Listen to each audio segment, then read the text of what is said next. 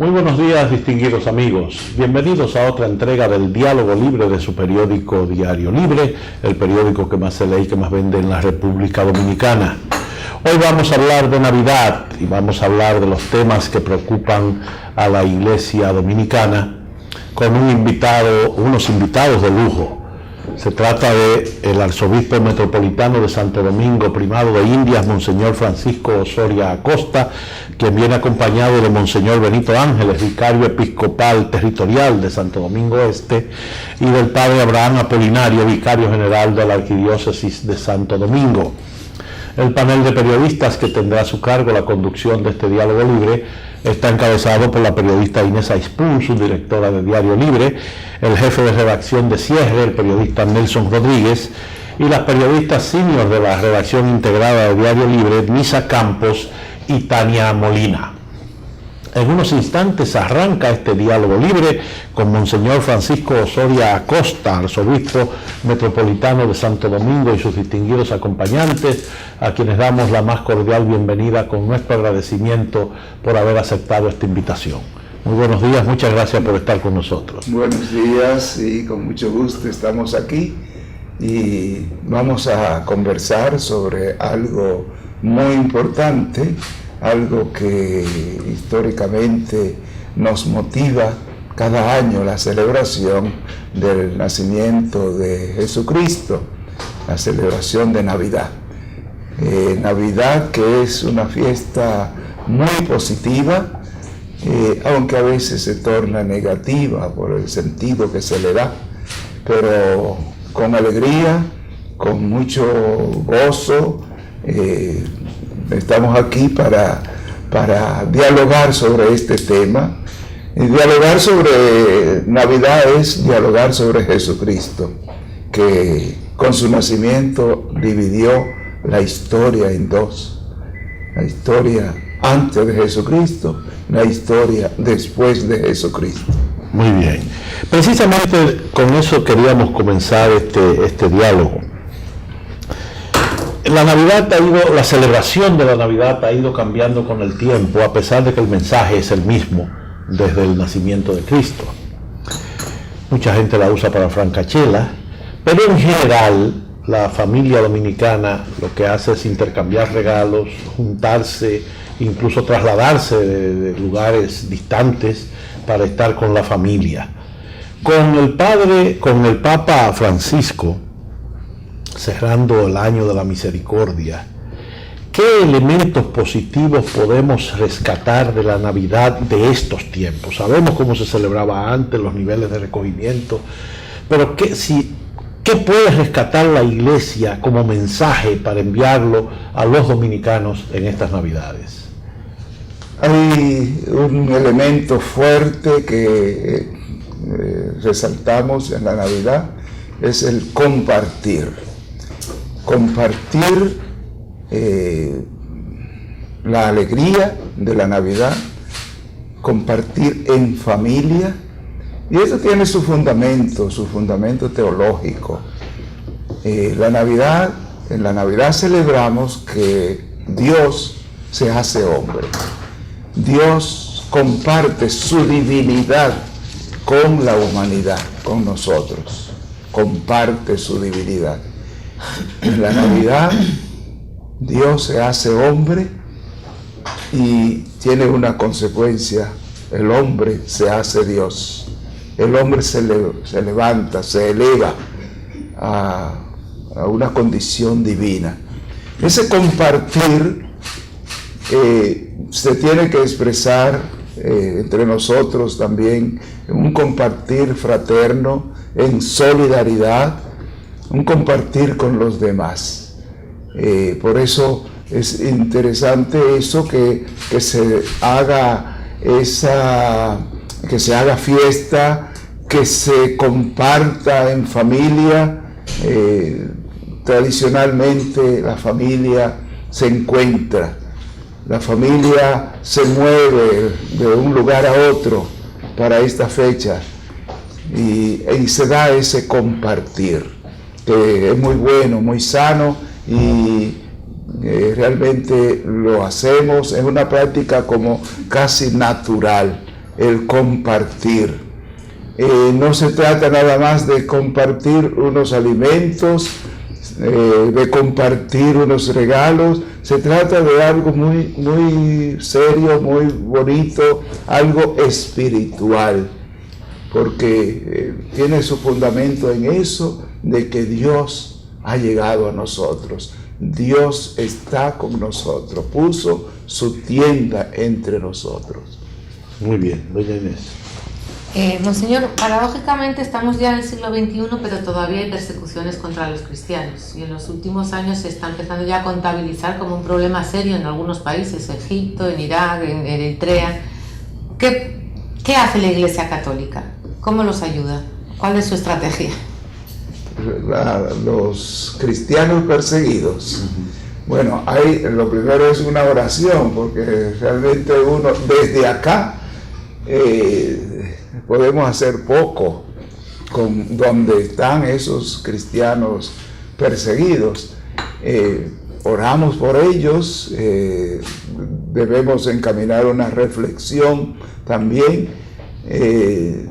sobre eso, sobre la persecución.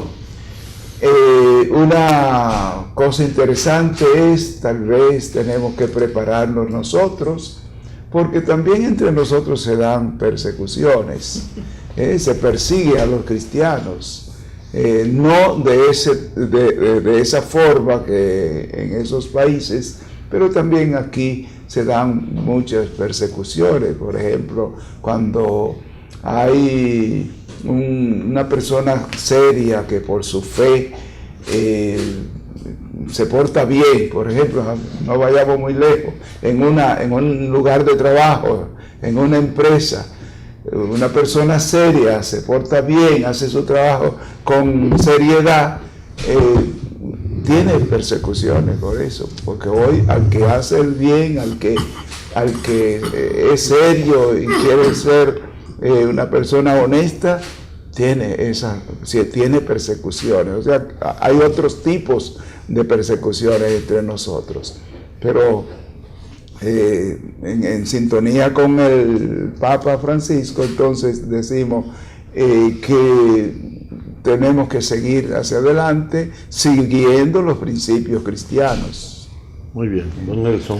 Siguiendo con la tradición de la Navidad, se hablaba de que se conserva en gran parte ese acercamiento, el compartir, la cena, pero yo no sé si la Navidad de los jóvenes es igual a la de nosotros los adultos que arrastramos esa tradición. Probablemente por educación familiar, muchos de los hijos también adoptan esa herencia y hay un periodo de integración. En estos días, usted compartiendo con el área de los deportes, decía que la juventud es una prioridad para usted. E incluso en el discurso del Papa Francisco insiste mucho en los jóvenes.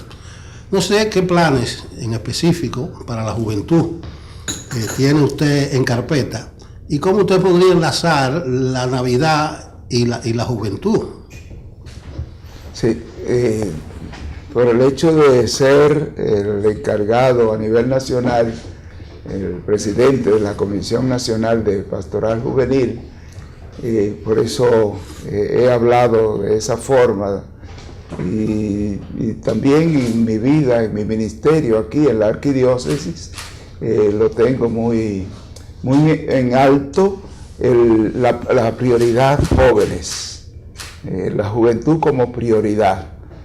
Y he hablado de que muchas veces se acusa a los jóvenes de que son causantes de la delincuencia, de que esto está mal por los jóvenes, pero realmente yo no estoy de acuerdo, en primer lugar, eso, que las cosas están como están por la juventud. Yo creo que la juventud es un valor que tenemos que cuidar.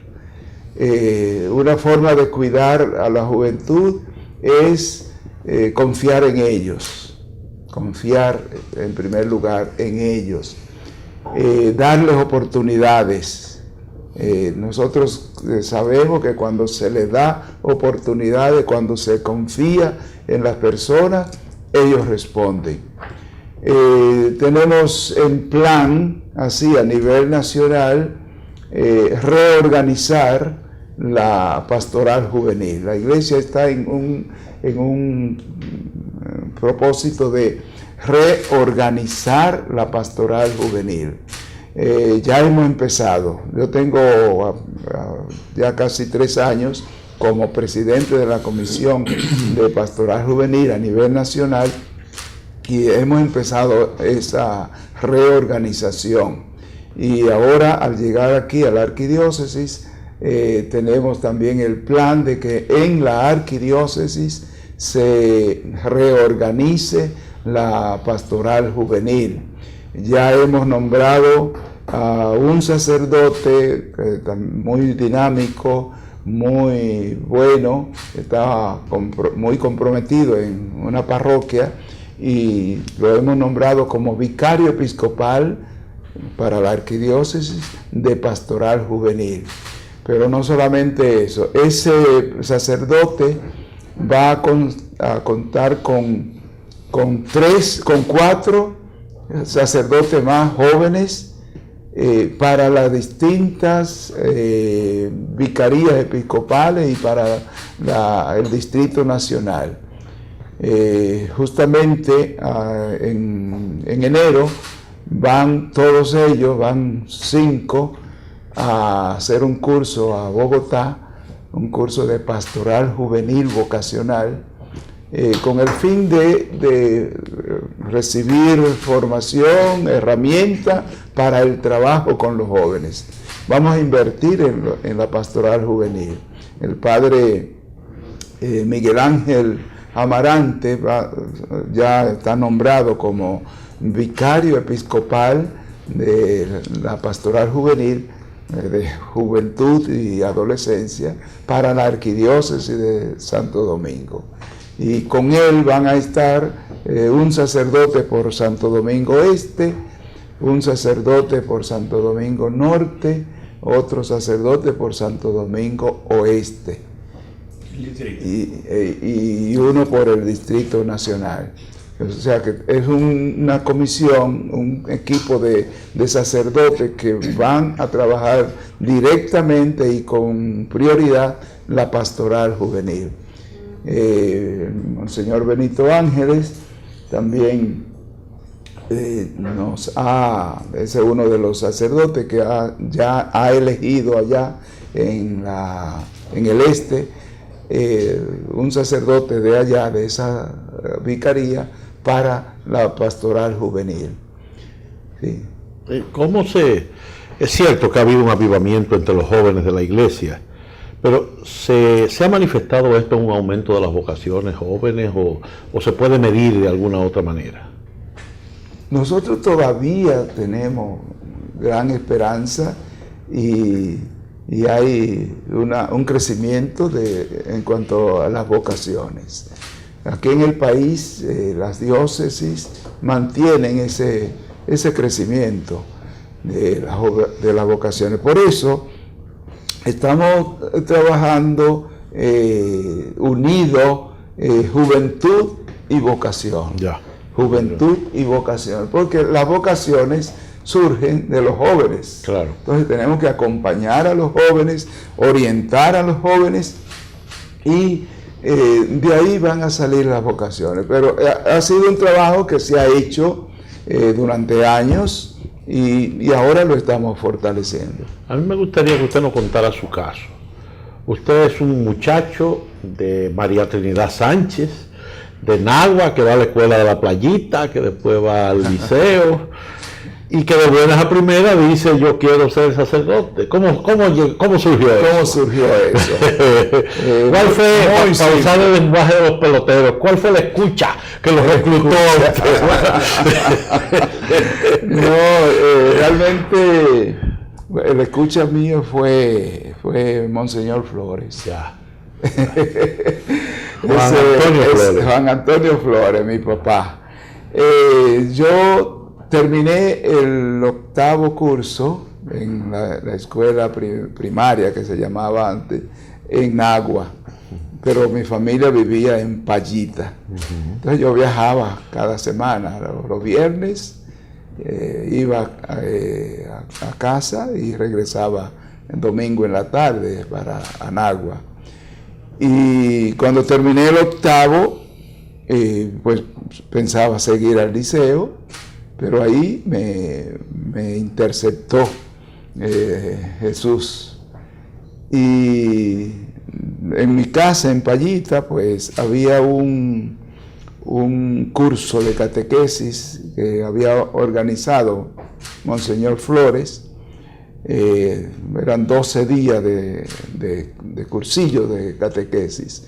Cuando yo regreso a casa, mi papá está haciendo ese curso. Así que el plan que yo tenía de ir a ayudar a mi papá en la parcela, cultivando el arroz, ahí pues llegué y me uní a ellos, porque mi papá no estaba en la parcela. Me uní a ellos haciendo el curso, y al final de ese curso se da la visita, la clausura de Monseñor Flores, que va, celebra una misa. Era el obispo de La Vega. El obispo de La Vega, sí. Correcto. Obispo de La Vega. Y se clausura el curso, una misa, y él hace la pregunta a los catequistas de allí, al grupo que estaba haciendo el curso, después de misa, que si había algún joven que quisiera ser sacerdote, que si ellos veían. Entonces, como todos me conocían, pensaron en mí y me dijeron mi nombre. Y, pues mándenmelo a buscar. Ya yo me había ido. Y me mandaron a buscar y ahí comenzamos. Era la primera vez que yo hablaba con un obispo. Primera vez. Y ahí se entabló ese diálogo. Luego me manda, vamos a casa, yo voy a casa a comer, él va a comer en la casa donde se hospedaba, pero me dice, vuelve en la tarde y tráeme 2 o 3 cuadernos tuyos. Yo había terminado el octavo. Y vengo con mis cuadernos, que en ese tiempo yo tenía bonitas letras. Como todos. Y estaba bien, pues los cuadernos estaban bien. Luego, pues en la tarde ya, cuando vengo, sigue la entrevista, sigue el diálogo. Y bueno, al final de ese diálogo, pues mira, si tú quieres, entra al seminario.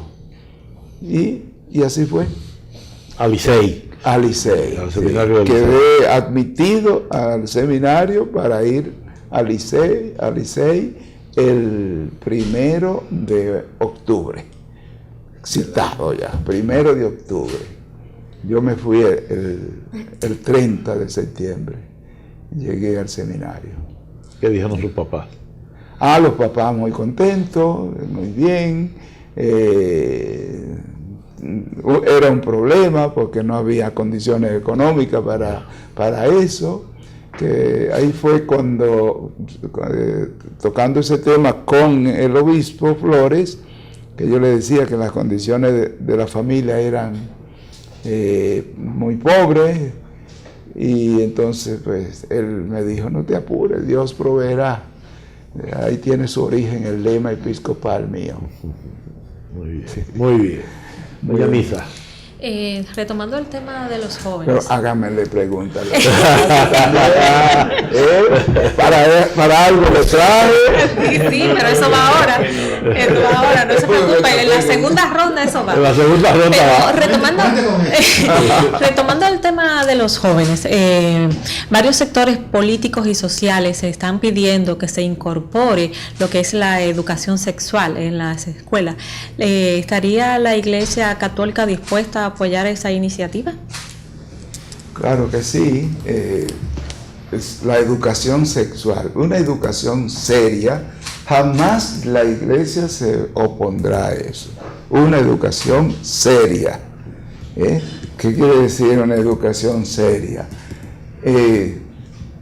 apegado a los principios morales, apegado a los principios cristianos, una educación sexual que forme a las personas, no solamente que malforme, porque muchas veces lo que hay es una malformación.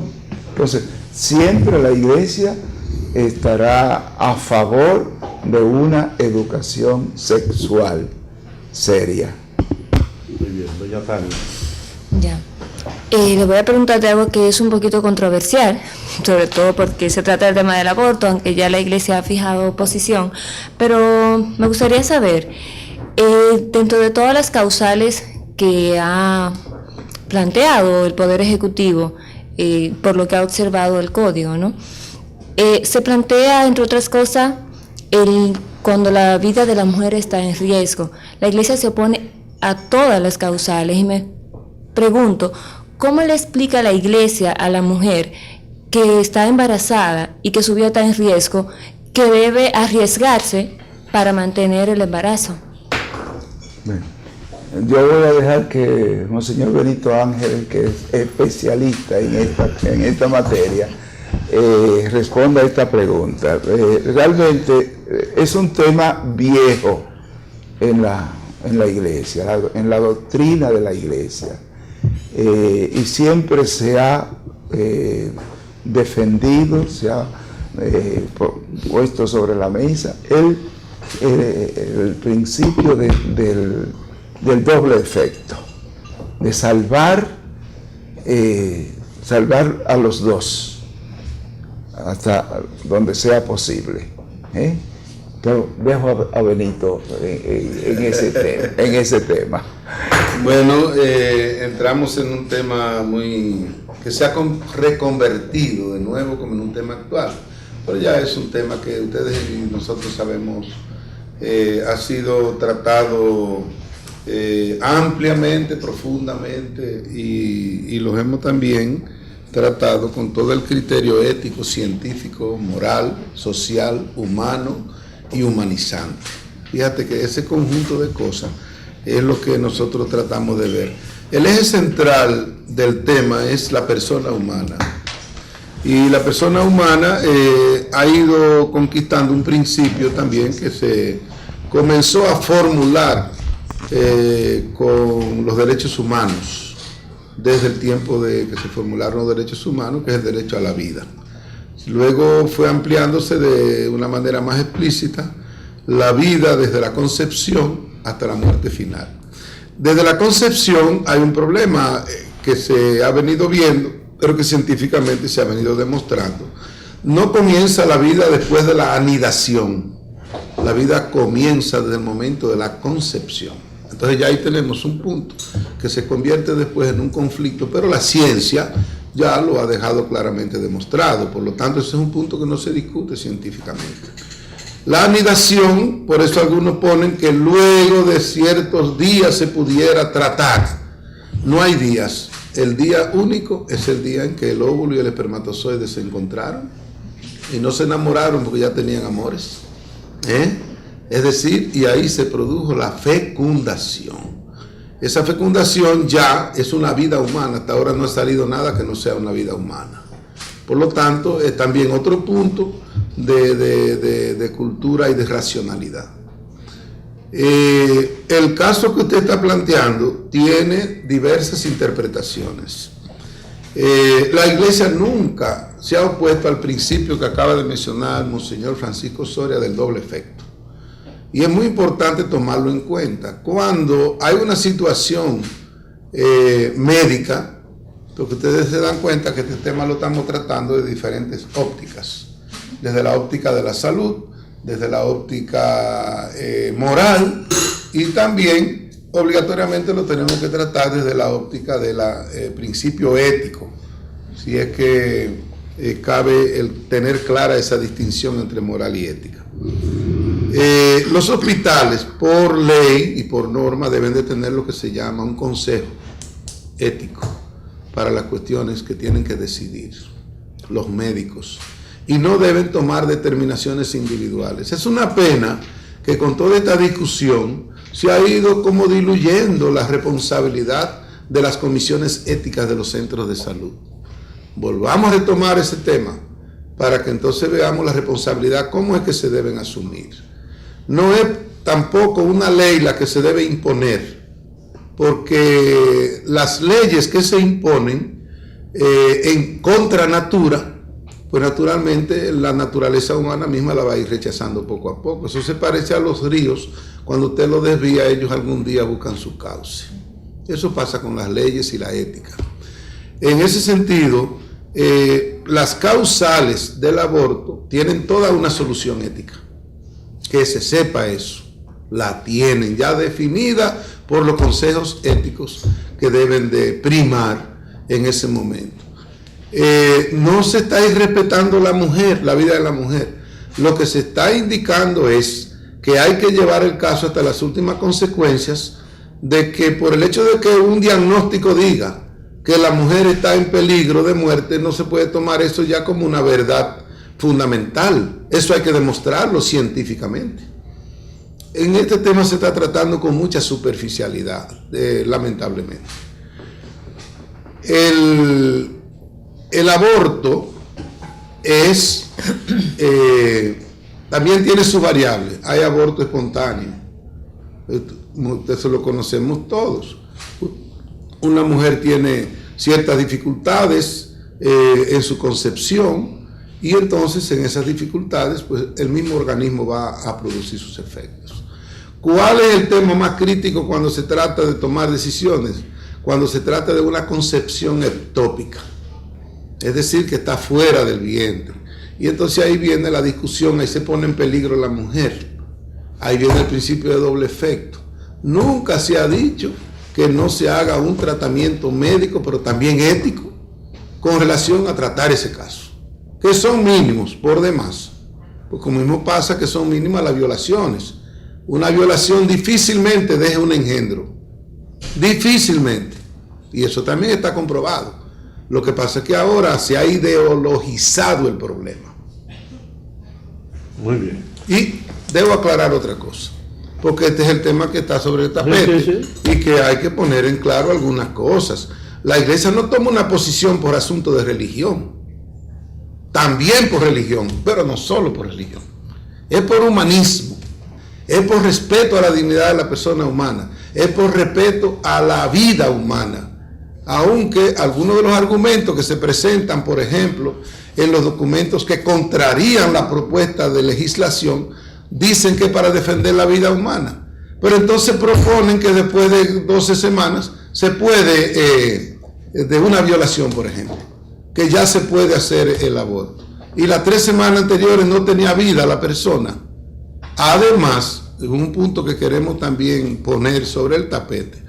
Nunca se habla de violador. Díganmelo dónde lo dice. No se dice nada del violador. Entonces tú puedes cometer todas las violaciones que quieras y el problema es la criatura, que es la indefensa. Y el violador, que ese es el que merece que realmente se le dé una pena y un castigo. Nosotros tenemos muchos argumentos que discutir con relación a este tema. Sin embargo, en un momento como este, periodístico, para tratar el tema, no podemos entrar en todos los elementos. Pero lo que sí quisiéramos dejar claro es, la iglesia cuando toma esta posición no lo hace por conceptualización religiosa. También por eso, porque es una conciencia. Pero es la cuestión de la vida humana esencial la que estamos tomando en cuenta. Y los argumentos que se están utilizando son argumentos completamente contingenciales. Tal vez eso vale la pena filosofarlo un poco, porque las cosas contingenciales fueron ayer, son hoy, pueden no ser mañana. Pero lo esencial fue ayer, es hoy y será siempre. La vida humana es esencial y por lo tanto hay que defenderla, protegerla y cuidarla. Muy bien, doña Inés. Monseñor, usted acaba de decir, o sea, acaba de sacar el término de ideologización del problema, que se ha ideologizado. Y una de mis preguntas iba en ese sentido. La Iglesia Católica, por lo menos una parte de ella, se opone a la llamada ideología de género. incluso ahora están como bastante organizados y activos combatiéndolo. ¿Cuál es su posición al respecto? Y si esto es un problema en el país como ya es en otros. Es que el tema es que aquí nosotros, querida mía, Inés, aquí nosotros estamos dependiendo de los organismos internacionales que están queriendo imponer sus conceptualizaciones falaces. Y entonces nos quieren imponer a todos también lo mismo. Si nosotros vemos muy bien, ya eso viene caminando, aquí no somos ignorantes de eso. Y las presiones que están recibiendo los políticos son por las instituciones, especialmente internacionales, que también están pagando muy bien a representativos en República Dominicana y en otros países también. Entonces, lo de la ideología de género, lo que quiere llevar es a indicar que tenemos que ser iguales todos. El hombre es hombre, la mujer es mujer, una vez que nació. Tampoco hay derecho que un Estado quiera imponer una formación en una escuela para decirle a los niños que ellos no nacieron con género. Tampoco nosotros podemos permitir eso, que hacia allá el que quiere llevar toda la ideología de género. Y no es nosotros, es el hecho del respeto a la identidad de la persona. Que hayan personas que puedan tener algunas anomalías en el orden de su organismo y de lo físico, perfecto, puede darse, hay que tratarlo, pero no nos quieran meter ahora una ideología de género donde quiera que usted, si es mujer, la quieren hacer hombre, y si es hombre, la quieren hacer mujer. Hay que respetar la identidad de cada persona. Y en ese sentido yo creo que todos debiéramos de estar muy conscientes de que se nos está tratando de implantar una ideología de género que no se corresponde con el respeto a la dignidad de la persona humana. Muy bien, don Nelson. No sé hasta dónde llegarán las repercusiones de la decisión del Poder Ejecutivo de observar 2 artículos del Código, pero llamó la atención que al día siguiente de ser enviado el veto al Congreso, nadie de la iglesia fue a la oficina en el Palacio Nacional de enlace entre el Ejecutivo y la iglesia. Entonces, eso ha provocado muchos comentarios. Dice, bueno, parece que la iglesia está tan disgustada que está poniendo distancia. Y ahí eso lo enlazo yo con el asunto del concordato. Hay sectores que dicen que el concordato implica un privilegio para la Iglesia Católica. Incluso otras denominaciones religiosas se quejan de eso. Entonces digo yo, ¿hasta dónde va a llegar la Iglesia en su disgusto? O si fue casual que no se abriera la oficina ni asistiera a Gerardo Ramírez, que así es que se llama. Porque hay que recordar que en diciembre del 14 el padre Manuel Ruiz, que era el enlace, hasta renunció del disgusto con la observación aquella. Yo pienso que me parece que el padre Gerardo no fue porque tenía gripe. A mí me llamaron por ese tema del palacio. Fue una simple gripe. Pero eso no tiene nada. O sea, no es que ustedes están poniendo distancia. La respuesta fue un comunicado, ustedes lo vieron inmediatamente. La Conferencia Episcopal Dominicana hizo un comunicado en la que expresa en primer lugar su sorpresa frente al veto del presidente y obviamente la Iglesia los obispos dejan claro en ese documento lo que más o menos ha resumido Benito Ángeles aquí en nuestra reunión. Y la Iglesia tiene que obedecer primero al Evangelio, es decir, nosotros no somos lo que proponemos, nosotros tenemos que seguir lo que nos mandaron decir. La Iglesia no es el origen de la enseñanza cristiana, la Iglesia es un medio. Como ustedes son un medio de comunicación, nosotros somos un medio de evangelización. Nos mandaron a decir eso y eso decimos. A veces ni a nosotros nos gusta decirlo, porque hay cosas que lo decimos y nos molestan a nosotros. Porque el Evangelio tiene, dice Pablo, es como una espada de 2 filos. De un lado corta para allá, pero corta de este lado. De manera que el Evangelio a veces nos cuestiona a nosotros mismos. Y de hecho la Iglesia ha tenido que disculparse, que pedir perdón, porque hemos cometido faltas que son contrarias a lo que nos han mandado a hacer. Entonces, en ese sentido, no lo estamos haciendo porque estamos disgustados, es porque tenemos que hacerlo. Y si no lo hacemos, nos van a pedir cuenta. El Pablo dice, ay de mí pobre de mí si no hago lo que me mandaron a hacer. De modo que no se trata de un asunto ni personal, ni de grupo, ni de partido, y somos mensajeros. El mensajero lleva el mensaje, y a veces el mensaje lo que dice es: despidan a ese señor. Bueno, lo lleva usted.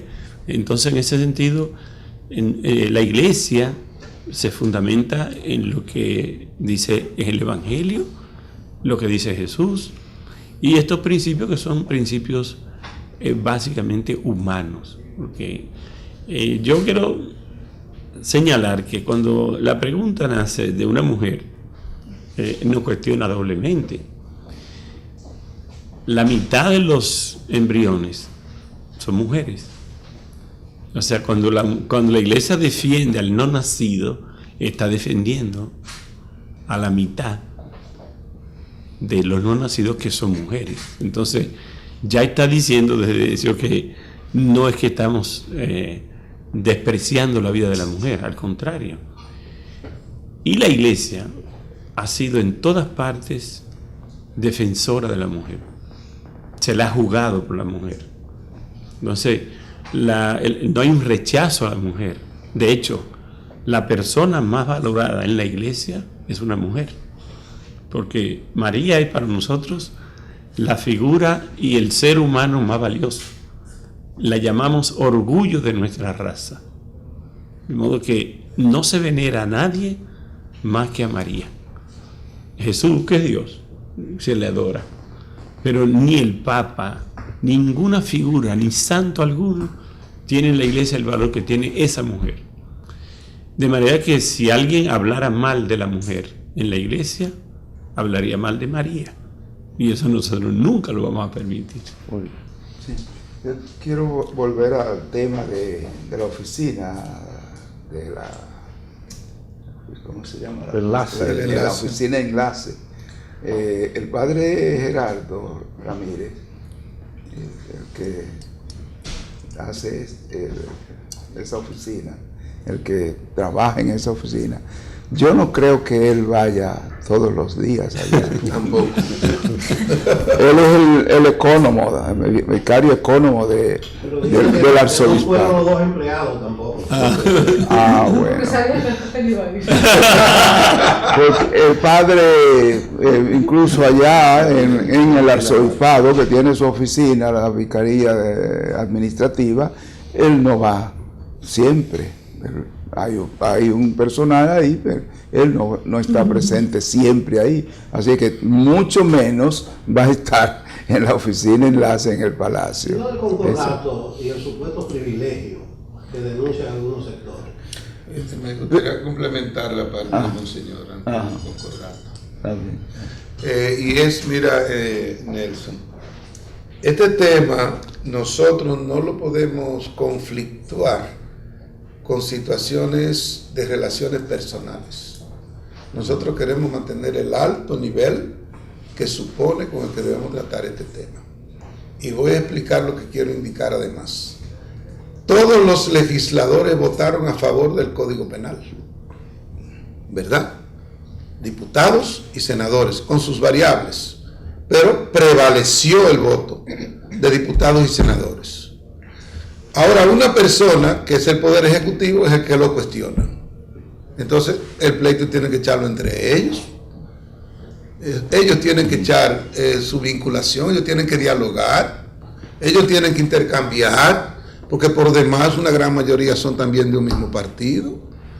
Esto tenemos que llevarlo a un diálogo razonable, a una cuestión de respeto, y nunca debemos de faltarnos el respeto personal. Segundo, tampoco debemos de seguir las vinculaciones que tenemos con relación a una cantidad de elementos que nos vinculan con el gobierno y la iglesia, que probablemente muchos de ellos tienen su base al tema del concordato que ya Monseñor va a hablar.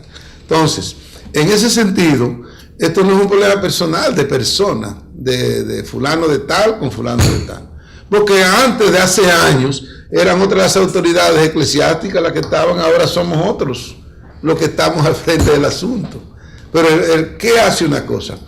Los principios se mantienen y los principios no se negocian, y mucho menos buscando argumentaciones artificiales y también construidas por intereses. Es importante que tengamos eso claro. Los senadores y diputados ahora tendrán que llevar de nuevo la discusión, probablemente según lo que se opina devolverá al Tribunal Constitucional. Bueno, nosotros vamos a mantener nuestra posición. Hay países que han tomado una decisión, hay otros que han sido fieles a sus gobiernos y no se han dejado manipular por organismos internacionales, ni por presiones de pequeños grupos que tienen ideologizado el tema, ni tampoco se han dejado presionar por lo que pudieran ser las amenazas de votos, que en algunas ocasiones ha sucedido. Yo creo que estamos en un tiempo de diálogo, de democracia, de participación y de pensamientos múltiples y multiplicados. Y debemos de respetar a cada uno, sí se respeta, pero los principios no se negocian. Monseñor.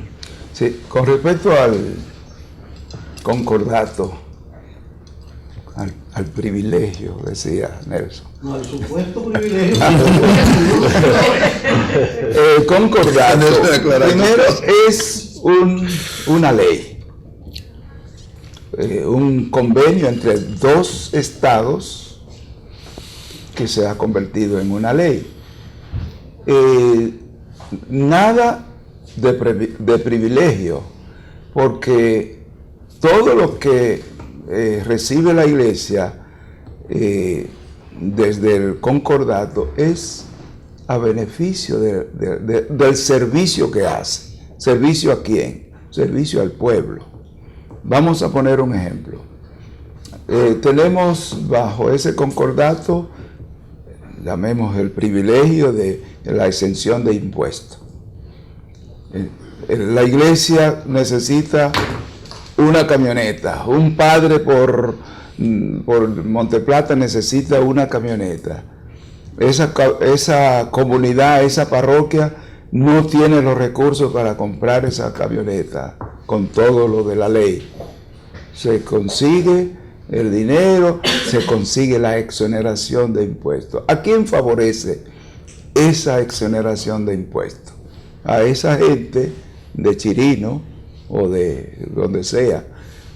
Favorece a ese pueblo de Dios pobre que no podía tener los recursos para comprar el vehículo y ellos necesitaban el servicio del Padre en una camioneta dando saltos y lodos y lomas. Ese es el beneficio. ¿Quién se beneficia de esa ley entonces? Es la misma gente, es la misma, el pueblo de Dios. Y así aplicarlo todo en todos los campos donde el concordato está vigente. Esa es la situación. El concordato no es un privilegio, el concordato es un acuerdo de dos estados y no es privilegio para nosotros. Muy bien. Podemos también agregar No algo, sé si si le parece. hay un asunto práctico en este campo. Los acuerdos que se hacen con instituciones, hay una responsabilidad en la administración de esos instrumentos. Nosotros hemos criticado enormemente, y eso es una crítica pública, como los diputados, por ejemplo, que tienen derecho también a adquirir vehículos exonerados. Hemos conocido de casos de ventas de las exoneraciones. Un caso muy común es el de un diputado que solicita una exoneración para comprar un vehículo de lujo, que en algunos casos hablan hasta de $180,000 un vehículo. Un poco más. Bueno, Y más. el salario de un diputado de 4 años son $180,000. Tendría él que guardar el salario de un año, de 4 años de servicio, para poder comprar un vehículo así. Y yo creo que sí, ahí habría que hacer la cuestión. ¿No era? Ahí sí estaríamos hablando ya no de privilegio, estamos hablando de corrupción, claramente. Entonces, la iglesia sí tiene normas muy estrictas.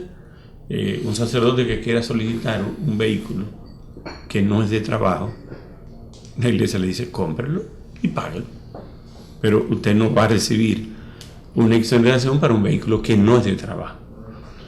Entonces, en ese sentido, son normas internas nuestras, ¿no? Y ahí está, en ese sentido, estamos abiertos a que los organismos del Estado fiscalicen ese uso.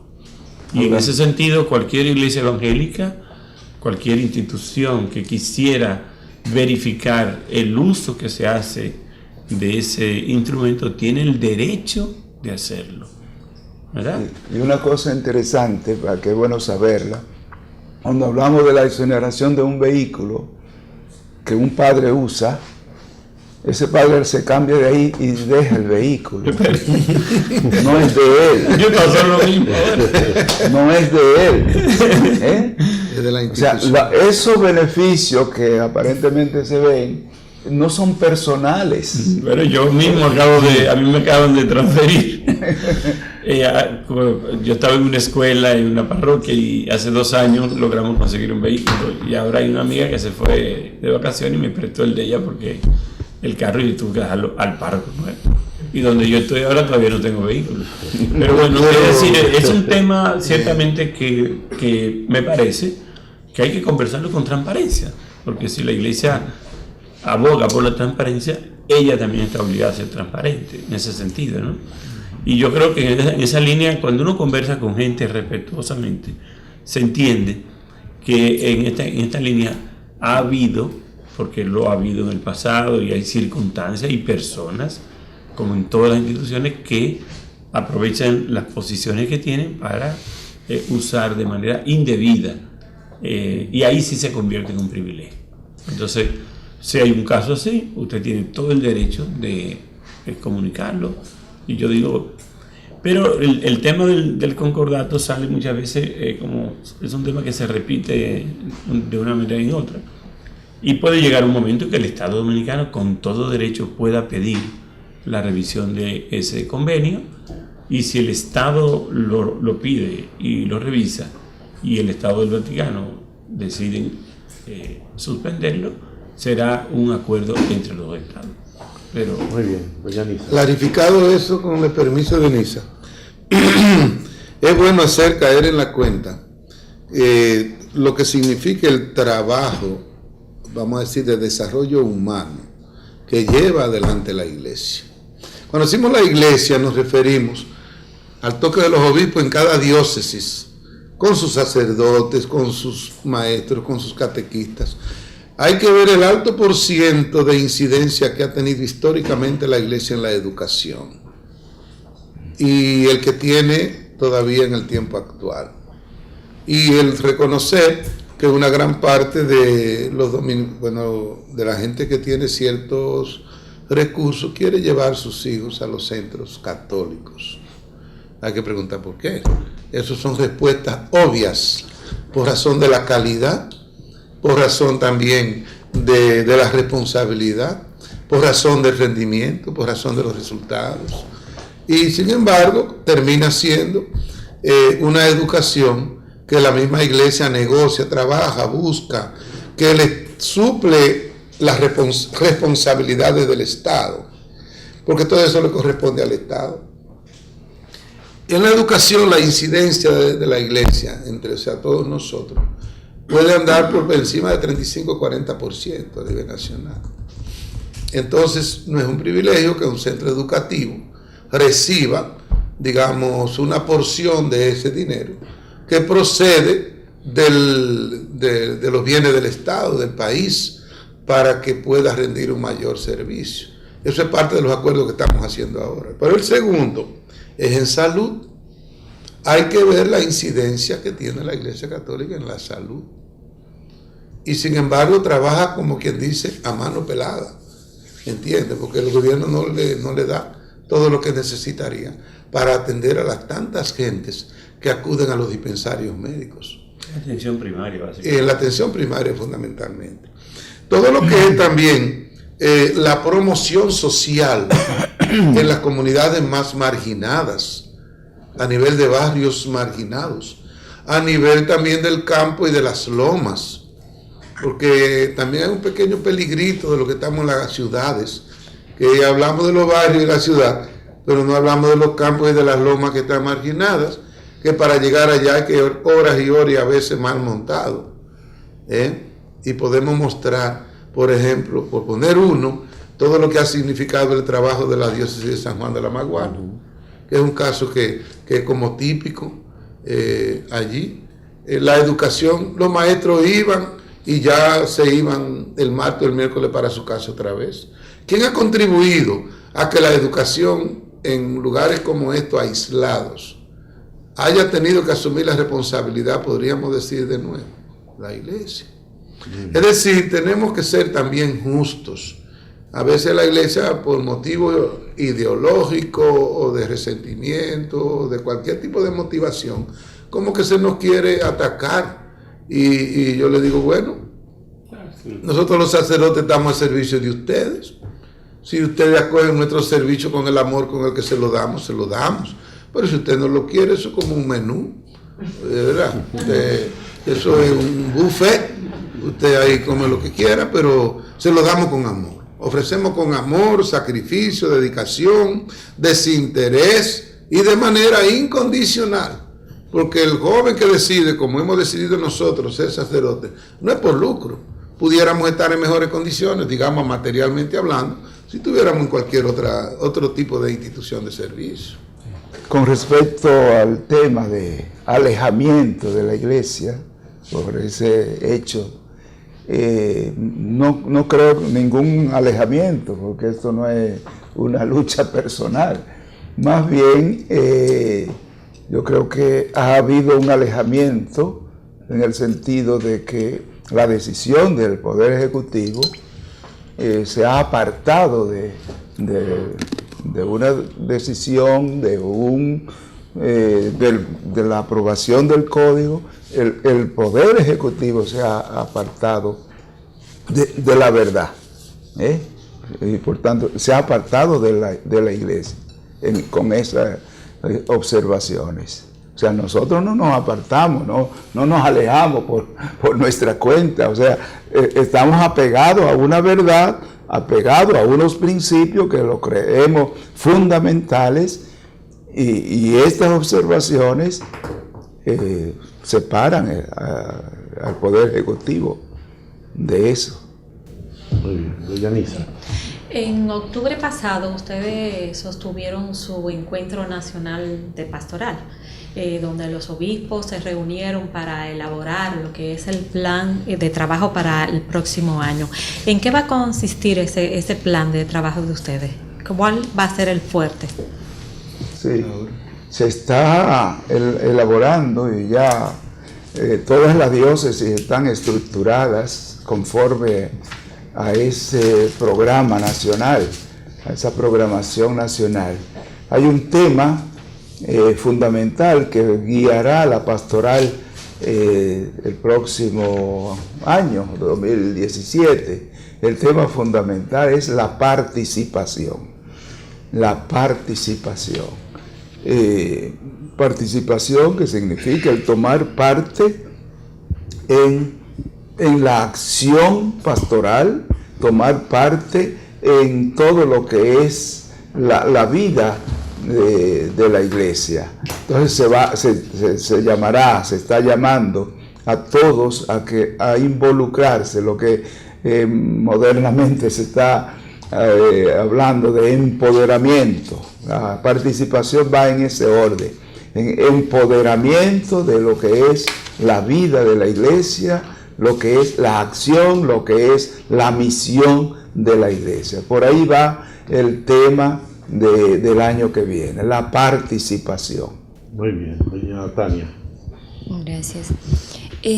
Como parte de ese plan de trabajo también nos gustaría saber cuál es la relación que mantiene el nuevo arzobispo metropolitano con el cardenal, dada la experiencia que tuvo el cardenal de tantos años en la posición que ahora usted ocupa, si existe esa colaboración o saber sobre el estado de salud, por ejemplo, que en varios momentos se ha hecho muchos comentarios, pero no se tiene como informaciones precisas de cuál es el estado de salud del cardenal. Sí, el estado de salud del cardenal, diríamos, está bien físicamente, pero está retirado de una acción pastoral. Por su estado de salud, ha querido estar muy tranquilo en su casa. A nosotros nos gustaría que él tenga alguna actividad, lo creemos saludable, que tenga alguna actividad pastoral, que vaya por ahí a una parroquia y celebre la misa. Nos gustaría eso, pero él ha decidido estar tranquilo. La relación mía con él, por esa misma situación, no es a nivel pastoral, él no está interviniendo, pero nuestra relación está muy buena. Yo le visito. El otro día estuvimos algunos obispos con él, celebramos su cumpleaños y él estaba muy contento de nuestra visita, y ese día también hubo mucha gente que le visitó. Él está abierto también a que se le visite. No creo que visita de periodista.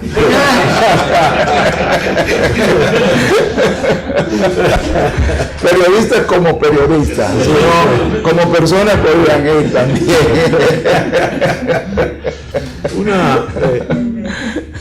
Yo tenía una última pregunta, pero el tiempo se nos está acabando.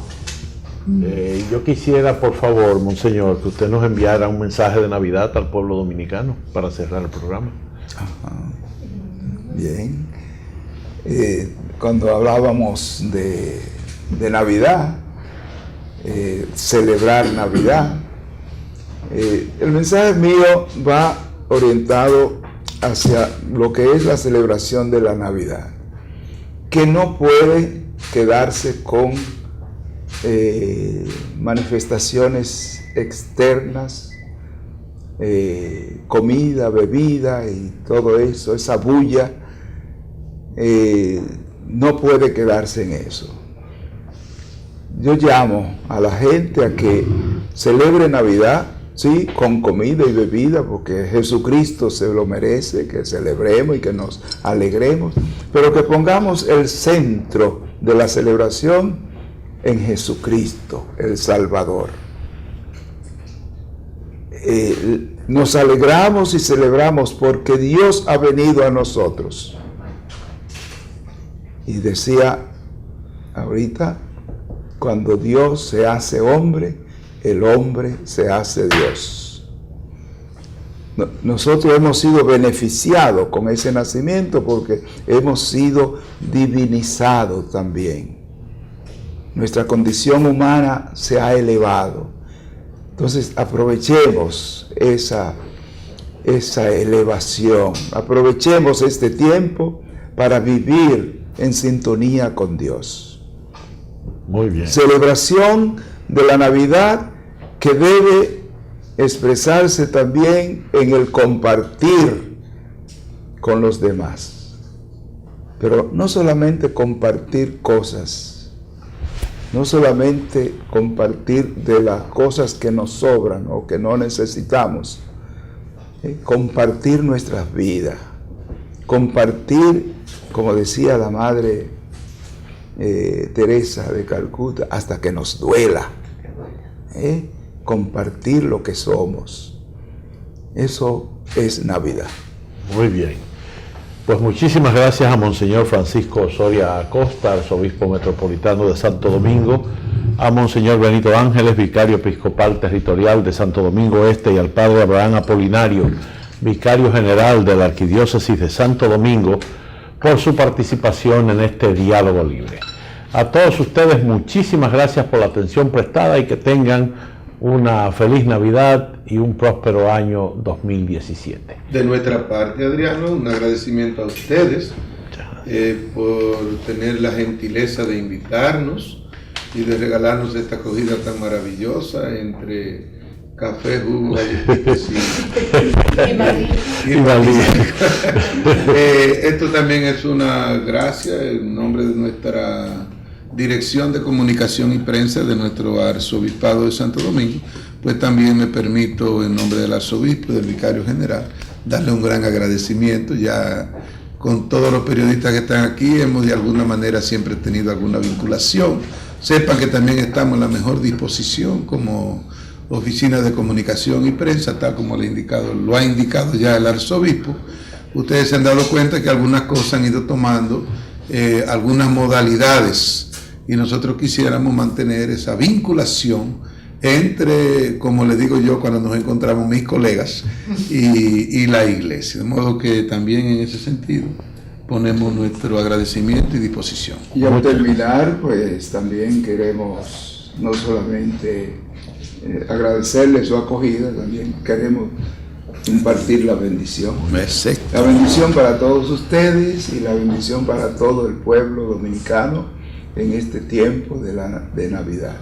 Que la bendición de Dios Todopoderoso, Padre, Hijo y Espíritu Santo descienda sobre ustedes y permanezca siempre. Amén. Amén. Gracias. Muy buenos días a todos.